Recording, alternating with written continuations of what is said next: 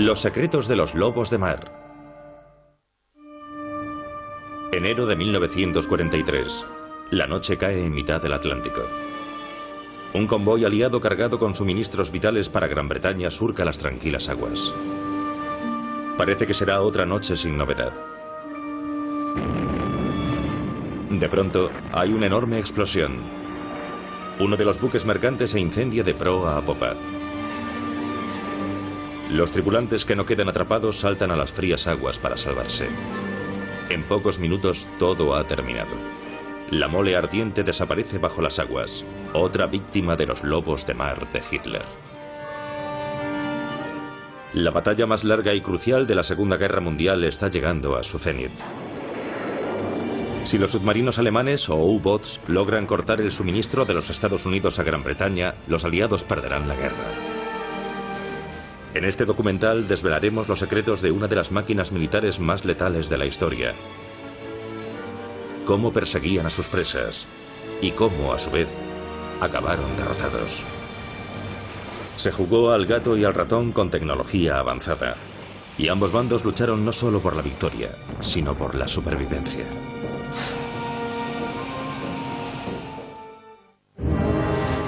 La historia de los lobos de mar empieza en la Primera Guerra Mundial, cuando Alemania es la primera en iniciar la guerra submarina. En agosto de 1914, la Marina alemana tiene 28 submarinos y 16 más en construcción. Un mes después, se cobran sus primeras presas.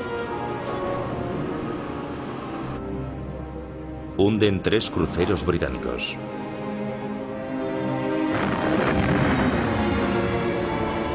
Luego, en mayo de 1945, el transatlántico Lusitania navega desde los Estados Unidos a Gran Bretaña. Cerca de la costa de Irlanda lo intercepta un submarino alemán. Un solo torpedo y 18 minutos después, casi 1.200 pasajeros civiles se hunden con el barco, entre ellos muchos estadounidenses. Los Estados Unidos, antes un país neutral, se ve impelido a unirse a la causa aliada. El submarino alemán se convierte en un arma temible y amenaza con cortar las vías marítimas británicas.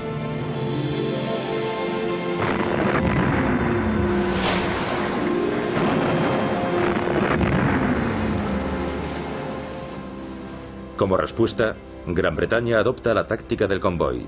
Destructores armados con cargas de profundidad escoltarán ahora a los buques mercantes.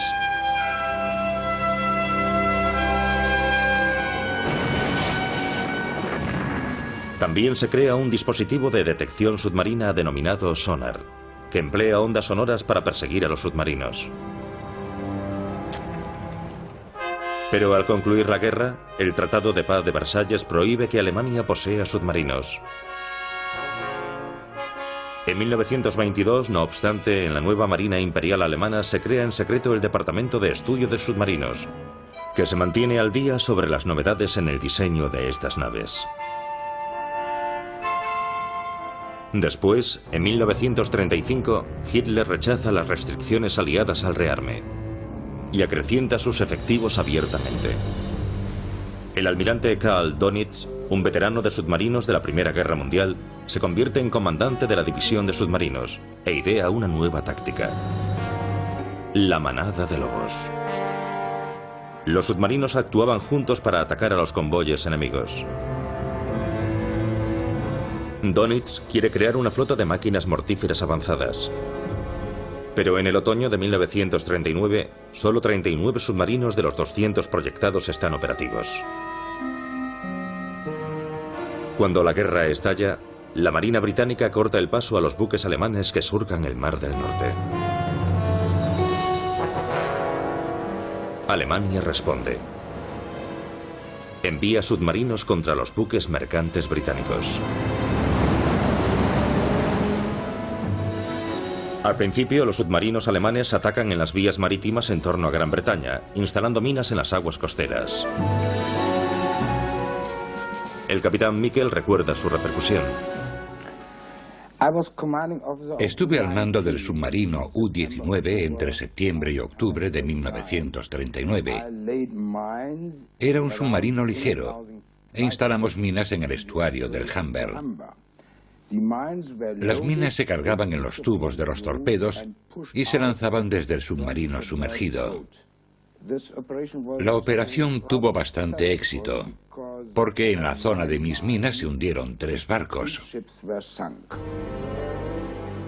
La primera víctima es el vapor Magdapur. A solo 9 días del inicio de la guerra. Tras dificultar eficazmente el tráfico costero, los lobos de mar de Hitler ahora se adentran en el Atlántico para cortar el suministro procedente de los Estados Unidos.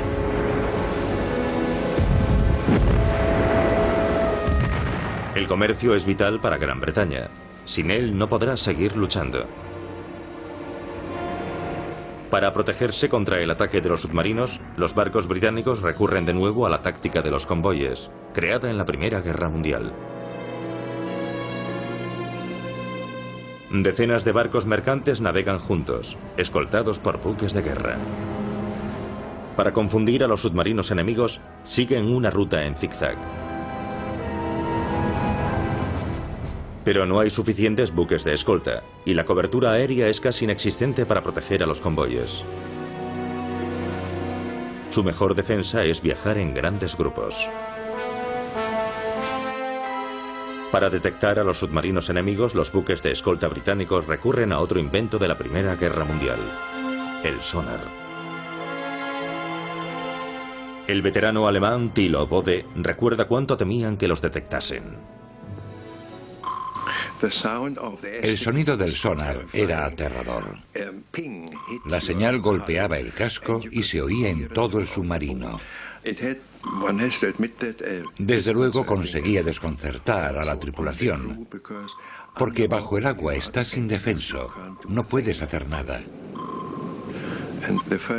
Lo primero que se hacía era mantener silencio absoluto en el submarino y, si era posible, sumergirse más.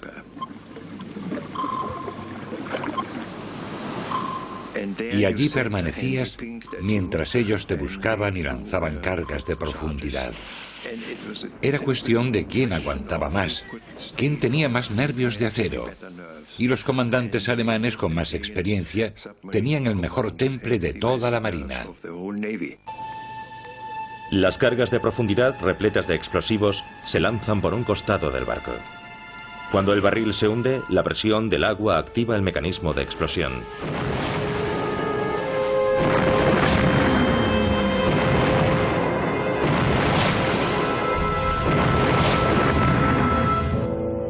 Pero el sonar tiene límites. No puede indicar la profundidad del submarino ni detectarlo donde es más probable que ataque a sus víctimas, en la superficie.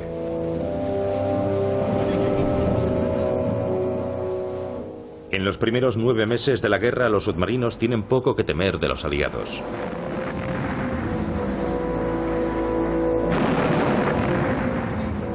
Y en el verano de 1940, Alemania controla puertos franceses en el litoral atlántico y construye búnkers para submarinos en toda la costa.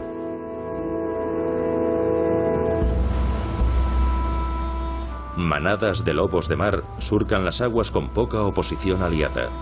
Alemania la denomina la época feliz. En medio del Atlántico, lejos del alcance de la aviación aliada, está el famoso Abismo Negro. Allí los submarinos operan sin temor a ataques aéreos. Cada submarino hunde aproximadamente 5 buques mercantes cada mes. Solo el primer año del conflicto, Alemania hunde casi 700 buques mercantes. Si el ritmo continúa, Gran Bretaña sucumbirá privada de alimentos, armas y otros suministros esenciales.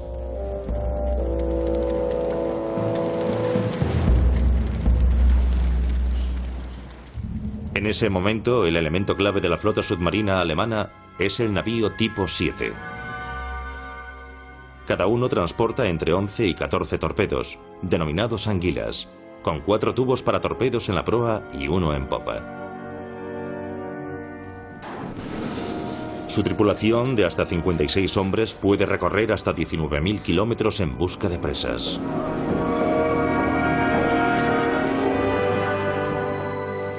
Para protegerse en la superficie, el tipo 7 puede atacar con enorme fuerza, con un cañón de 88 milímetros montado en la cubierta exterior.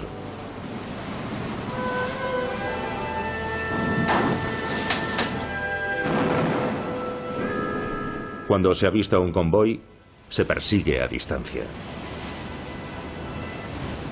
En la cima de la torre de control, un vigilante con prismáticos busca un blanco.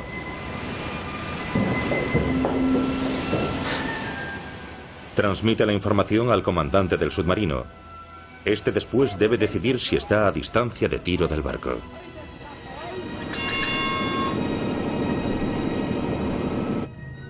Los datos se transmiten a un calculador situado en la sala de mando y luego pasa a los indicadores de la sala de torpedos. La tripulación debe aguardar a que los datos se procesen.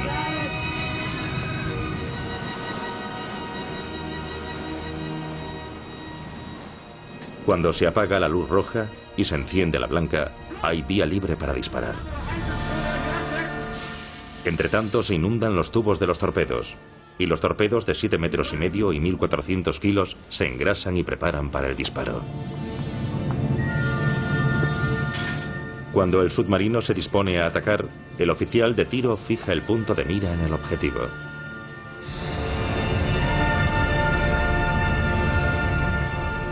El comandante da la última orden. Se bajan las palancas de disparo y con una sacudida los torpedos salen del tubo.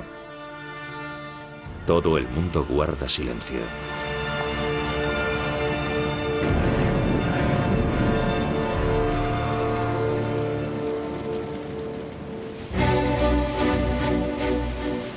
Gran Bretaña debe adoptar medidas contra los submarinos. Se construyen nuevas corbetas y fragatas para suplir la falta de barcos de escolta. Pero en el apogeo de la batalla del Atlántico, los submarinos alemanes tienen una ventaja secreta sobre los británicos. Los alemanes han descifrado el nuevo código de la Marina Real. Los comandantes de los submarinos ahora saben exactamente dónde estarán sus víctimas. La noticia de esta ventaja alemana es uno de los descubrimientos más apabullantes de la Segunda Guerra Mundial.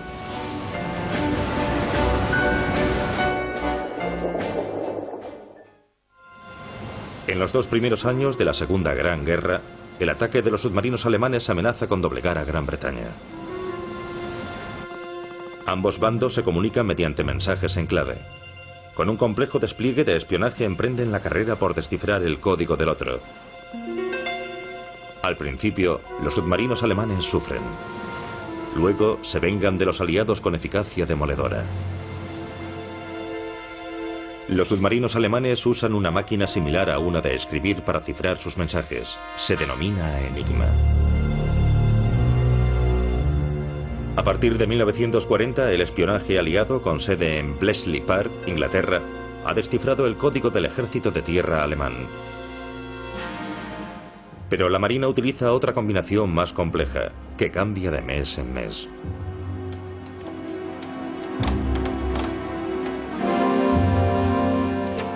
Los operadores de los submarinos emplean un libro de claves aleatorias que a su vez están cifradas. Es prácticamente inviolable. Para que los aliados puedan descifrar el código secreto de los submarinos alemanes, deben apoderarse de un libro de claves. Ian Fleming, un oficial de la inteligencia británica y futuro creador de James Bond, idea un plan.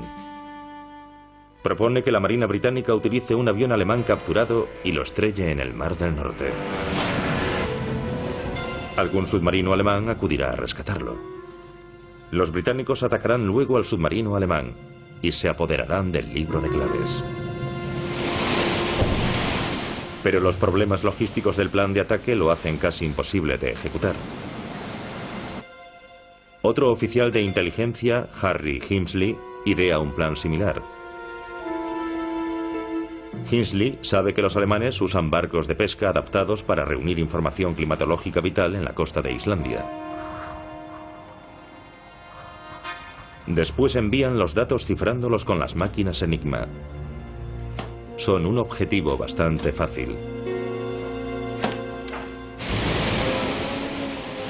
El 7 de mayo de 1941, una unidad especial británica rodea al München, un barco meteorológico alemán camuflado. Los alemanes arrojan por la borda la máquina Enigma. Pero los británicos logran hacerse con la lista de claves para el mes de junio. La cuenta atrás empieza. Los aliados deben conseguir una máquina Enigma en menos de un mes, o las claves serán inútiles. No tendrán que esperar mucho. Al día siguiente, los británicos capturan una máquina naval Enigma en el submarino 110. Junto con otro submarino alemán, está a punto de atacar a un convoy en el Atlántico. Pero la corbeta británica Obrisia localiza el periscopio del U-110 y ataca con cargas de profundidad.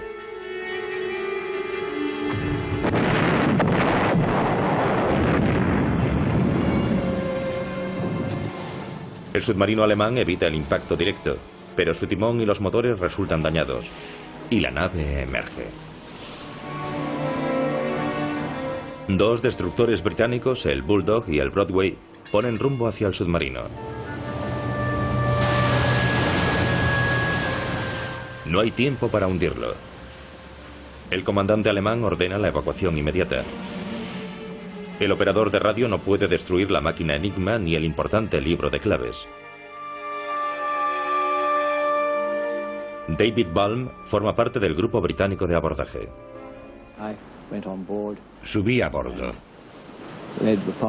El grupo y yo recorrimos la cubierta, pistola en mano. Y aquella máquina de cifrado, aunque parezca increíble, solo estaba asegurada a una mesa de madera con 4 simples tornillos. Así que la desatornillamos y nos la llevamos. Fue una suerte que no la tirasen al agua. La máquina se envía a Bletchley Park. Allí los criptógrafos utilizan las claves diarias para descifrar los mensajes secretos. Los convoyes ahora pueden evitar totalmente a las manadas de lobos. En julio, los submarinos solo destruyen 17 barcos aliados. Un descenso espectacular de su promedio mensual de 58. El almirante Dönitz está perplejo por este repentino fracaso en la localización de convoyes británicos.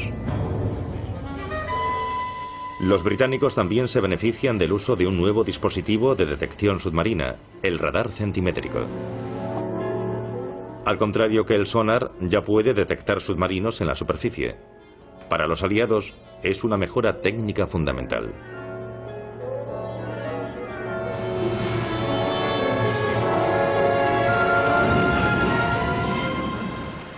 Pero la victoria británica en la guerra de espionaje dura solo 6 meses.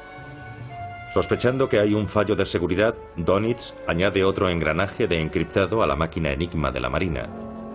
El éxito británico se frena de repente.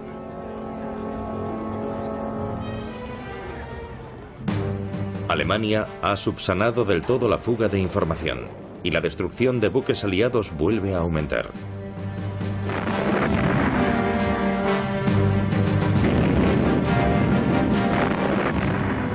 En los 9 meses siguientes, la Marina británica actúa entre tinieblas. Cuando Alemania responde con su propio plan de espionaje, la situación se vuelve aún más sombría. La Marina británica había aplicado un código secreto nuevo en octubre de 1941, el cifrado naval 3. Pero pasados tan solo 6 meses, los criptógrafos alemanes descifran la clave. Los submarinos ahora saben exactamente dónde están los convoyes aliados. El resultado es catastrófico. Los criptógrafos británicos tardan 5 meses en descubrir que los alemanes han descifrado su código. Se informa de inmediato al centro de inteligencia del almirantazgo. Pero debido a un sorprendente fallo de información, la Marina británica no cambia de código en otros 10 meses. El retraso es catastrófico. En 1942, más de 1000 barcos aliados resultan hundidos y al menos 10.000 marineros acaban muertos. El horror continúa llegado 1943. Solo durante el mes de marzo 120 barcos resultan destruidos. Uno de los meses de mayores pérdidas de la guerra. La culpa del retraso en el cambio del código naval recae sobre el almirantazgo. En parte hoy se cree que se debió a la mera incompetencia y a una renuencia burocrática a gastar fondos para imprimir códigos nuevos. También se cree, no obstante, que los oficiales de alto rango de la Marina recelaron de la información llegada del Centro de Inteligencia, porque los criptógrafos no revelaron totalmente la fuente de su información. Fuese cual fuese la razón, miles de soldados aliados pierden la vida, mientras que los comandantes de los submarinos alemanes mantienen una enorme ventaja. La mayoría de los oficiales de la Marina británica ni siquiera saben del desaguisado hasta después de terminar la guerra. La sangrienta carrera hacia la victoria se vuelve aún más difícil. Los submarinos enemigos saben dónde estarán los convoyes, antes de que ellos mismos lo sepan. La detección temprana y una mejor coordinación entre los barcos y la aviación es su única defensa. Mientras el alto mando aliado lucha por mantener viva su flota mercante, las manadas de lobos se reorganizan. Y los ingenieros nazis trabajan sin descanso construyendo submarinos mayores y mejores, utilizando recursos que los aliados jamás han previsto.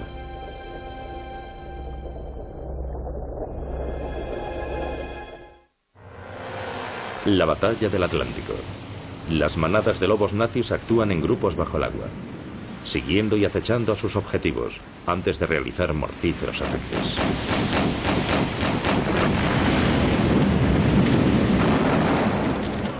Los comandantes de los U-Boats, como Günther Prien, reciben la denominación de ases, igual que sus compañeros de aviación. Estos comandantes adquieren gran notoriedad en la Alemania nazi. Son héroes calificados como caballeros de las profundidades. Otto Kretschmer, otro comandante de submarino, perfecciona una técnica especial. Utiliza un solo torpedo para hundir a sus víctimas. Ataca por la zona de barlovento de un convoy. Allí, los vigías de los buques sufren el azote del viento y las olas y tienen poca visibilidad. Kretschmer se convierte en el mayor as de Alemania, con 44 buques hundidos en su haber y un total de 250.000 toneladas de carga destruidas. Pero su momento de gloria llega a su fin. En marzo de 1941 lo capturan cuando su submarino resulta hundido durante un ataque al convoy HX-112.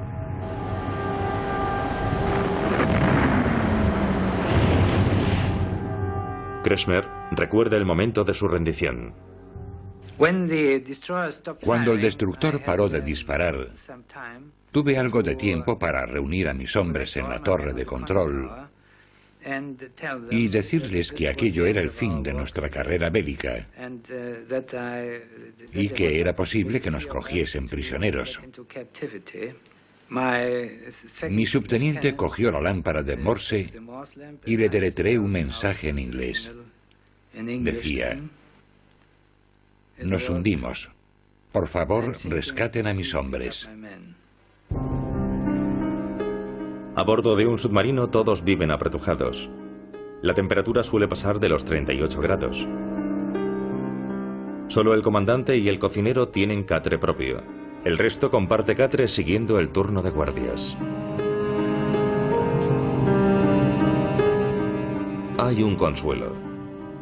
La calidad de la comida en los submarinos es muy alta. Todos los tripulantes gozan de alimentos que muchos civiles nunca ven. Pero Peter Kremer recuerda que durante una travesía larga la comida fresca se agotaba. La comida solía ser, pasados 10 días, enlatada. Pero nos dejaban elegir lo que nos apetecía. Siempre era lo mismo, pero podías tomar la salsa con leche o sin ella. No era un gran cambio, pero algo era algo. Desde luego había una pega, porque al llevar latas, si el submarino pasaba muchas horas sumergido, había presión dentro de la nave. Y al emerger, las latas estallaban como metralletas. Durante los 3 primeros años de la guerra, los U-boats alemanes patrullan por todo el mundo, apareciendo incluso en aguas asiáticas. Los submarinos de avituallamiento, llamados vacas lecheras, los ayudan a repostar lejos de casa. También suministran cajas de alimentos a los submarinos.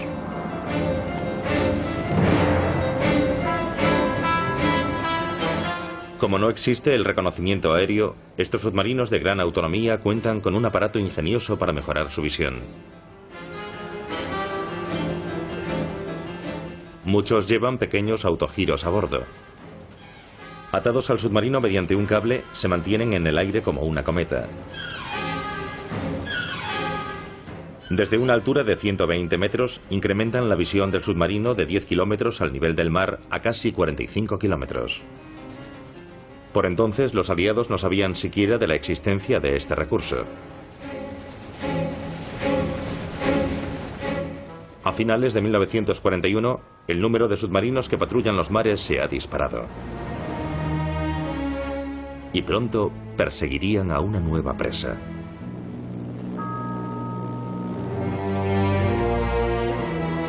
En diciembre, Estados Unidos entra en la guerra.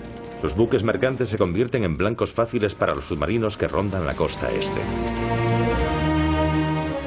Pero los estadounidenses que viven en el este de su país no se toman en serio la amenaza. Debido a una falta de buques de escolta, el comandante de la flota estadounidense, el almirante Ernest King, se niega a adoptar la táctica de los convoyes. El alcance de la cobertura aérea aliada sigue siendo restringido. El abismo negro continúa explotado sin piedad por los lobos de mar. Los U-boats alemanes gozan de otro período de triunfos, hundiendo gran número de buques estadounidenses. En 1942, casi 500 buques mercantes resultan hundidos.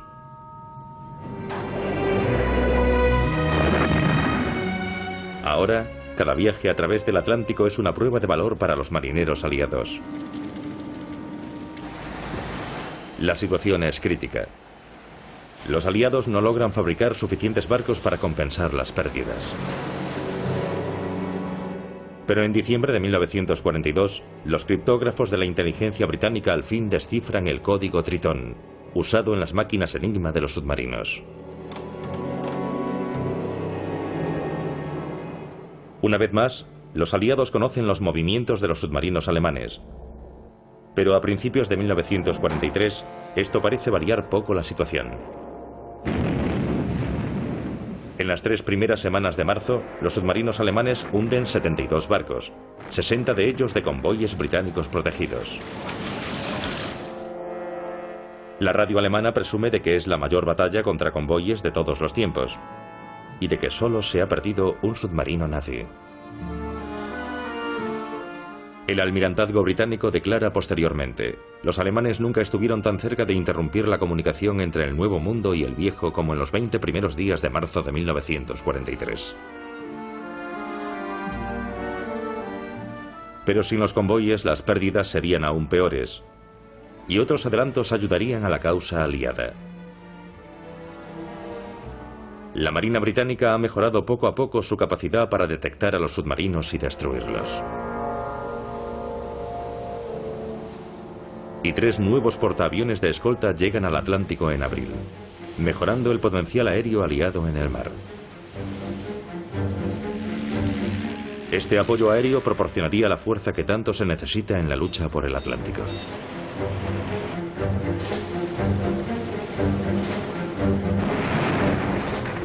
Mientras los convoyes se alejan, los aviones despegan para atacar y luchan contra los submarinos.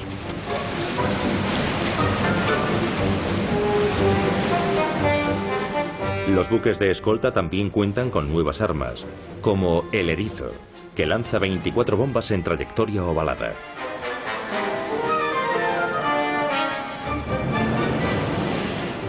Los U-Boats ahora están atrapados en un aterrador círculo de fuego.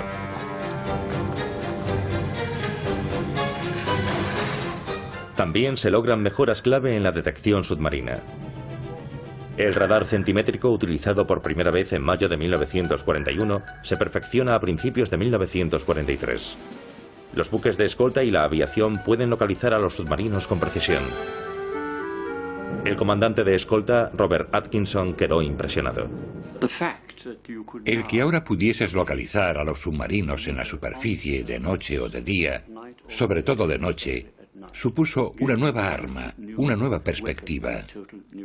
Si, por ejemplo, antes los localizabas a 7 u 8 kilómetros, después la cosa mejoró, porque sabías dónde estaban.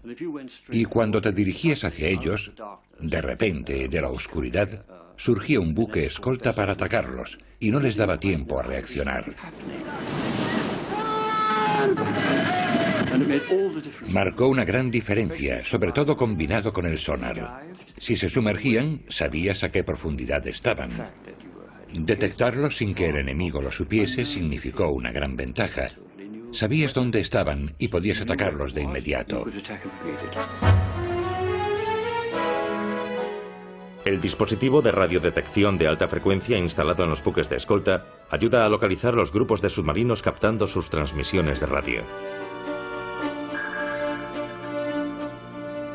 Puede captarlas hasta 80 kilómetros de un convoy. Después, el mando costero de la RAF británica añade a su flota de aviones bombarderos Liberator de gran autonomía. Cubren todas las áreas de las rutas de los convoyes. El abismo negro queda cerrado.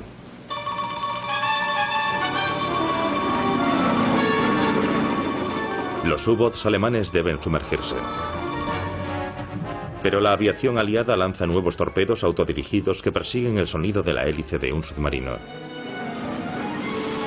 El potencial aéreo y marítimo aliado azota a los submarinos alemanes.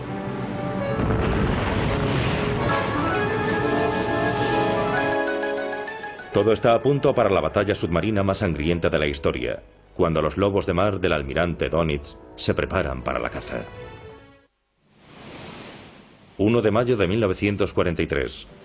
La mayor flota de submarinos alemanes reunida en toda la Segunda Guerra Mundial entra en el Atlántico. 134 U-Boats. Su primera batalla se recordaría como uno de los enfrentamientos más encarnizados de la guerra. Ese mismo día, el convoy aliado ONS-5 va navegando por el Atlántico, en ruta desde Gran Bretaña a Estados Unidos. A primeras horas de la mañana, el tiempo empeora. La formación empieza a romperse, pero el comandante Peter Gretton reúne a los buques mercantes y continúa hacia el oeste. La manada de lobos sigue al convoy. Durante los 3 días siguientes, 42 submarinos se reúnen para efectuar un ataque conjunto. 3 días después, el ataque comienza. 6 submarinos penetran en el cinturón de escolta y hunden 7 buques. Parece que el convoy está perdido. Pero al día siguiente, los criptógrafos aliados interceptan órdenes alemanas de que los submarinos ataquen de nuevo.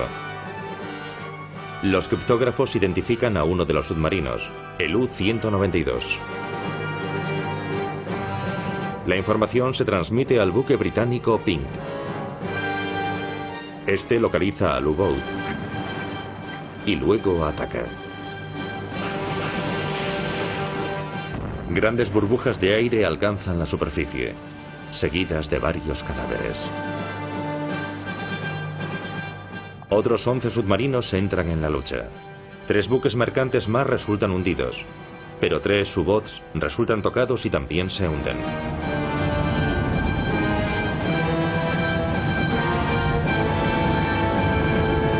El buque británico Pelican, con cobertura aérea cercana, se une a la batalla. Su radar detecta al U-438.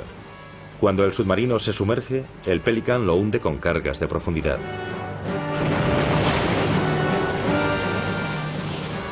El buque británico Spey sorprende a otro U-Boat en la superficie y lo hunde con cargas de profundidad cuando intenta sumergirse. Cuando la batalla termina, 6 U-Boats han acabado hundidos, 5 más gravemente dañados y otros 12 con desperfectos. Las manadas de lobos han quedado diezmadas. El curso de la batalla del Atlántico ha cambiado.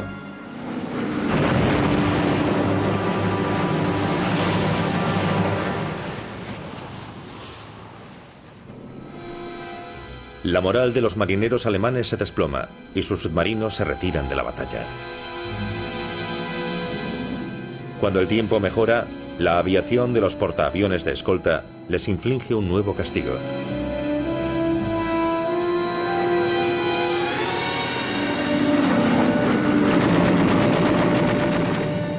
A finales de mayo de 1943, 41 U-Boats han quedado destruidos y otros 37 dañados. Para los alemanes es un mayo negro.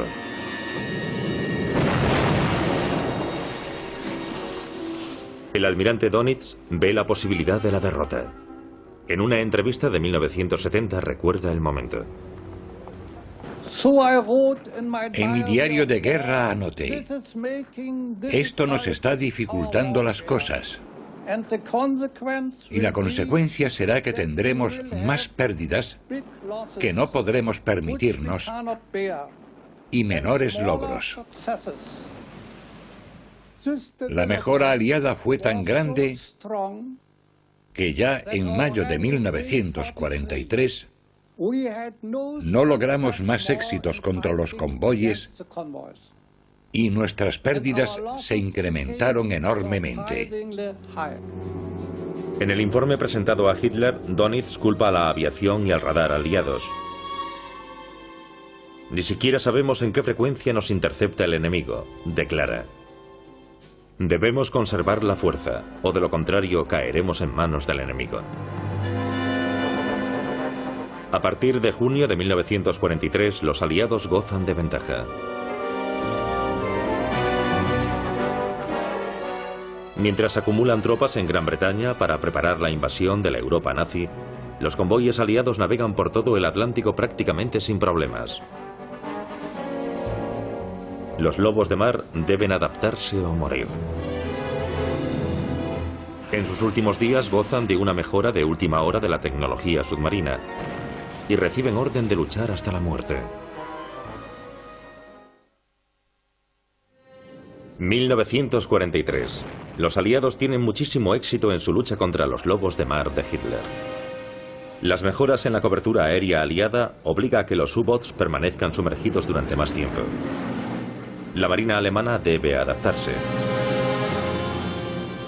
En 1944, los ingenieros nazis idean respiraderos gigantes que permiten que los submarinos estén sumergidos durante todas sus operaciones. Pero crean nuevos problemas. La velocidad de los submarinos sumergidos se reduce a solo 7 nudos. Y el agua pasa sobre la válvula superior del respiradero, absorbiendo el aire de dentro de la nave. Y la tripulación sufre un dolor intenso cuando la presión del aire desciende drásticamente.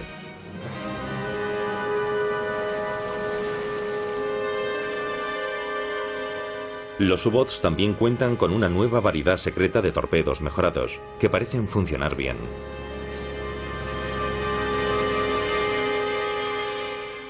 El torpedo viaja en línea recta durante cierto trecho, y luego en zigzag a la derecha o a la izquierda.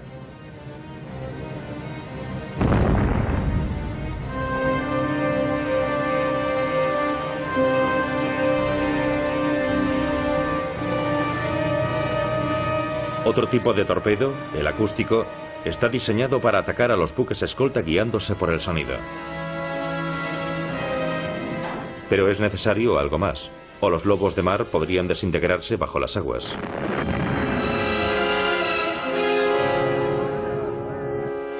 Se empieza a trabajar en una nueva generación de naves que traspasará los límites de la tecnología submarina.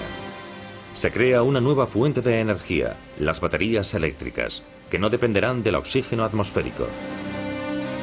Y se diseñan dos clases de submarinos que son más rápidos bajo el agua que en la superficie. El tipo 21 lleva casco doble. Solo mide 76 metros de eslora y transporta 23 torpedos. Sus dos hélices están impulsadas por dos motores eléctricos de 1250 caballos, alimentados por enormes baterías.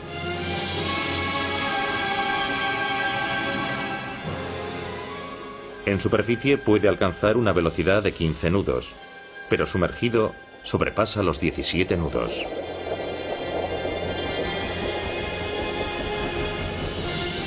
Se proyecta construir unos 700 de estos submarinos de nueva generación, pero solo entran en servicio 121. Y muchos de ellos acaban destruidos por los bombardeos aliados. Solo dos submarinos tipo 21 llegan a zarpar en misión de combate, y ninguno logra efectuar ni un solo disparo. Los demás aparecen amarrados en puerto al término de la guerra. Se convertirán en la base de la flota submarina soviética. Un submarino más pequeño alimentado por baterías, denominado de tipo 22, se diseña para usarlo en aguas costeras, pero solo lleva dos torpedos. El primero se bota en abril de 1944, pero al final de la guerra solo llegan a fabricarse 63.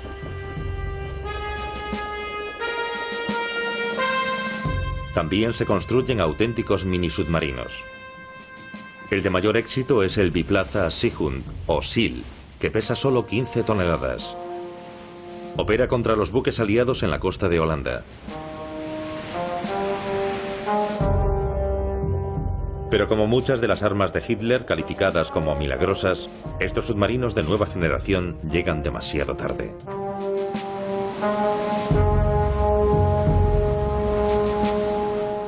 Justo antes del día D, Hitler ordena que su menguante flota submarina ataque a todo barco enemigo que tome parte en el desembarco.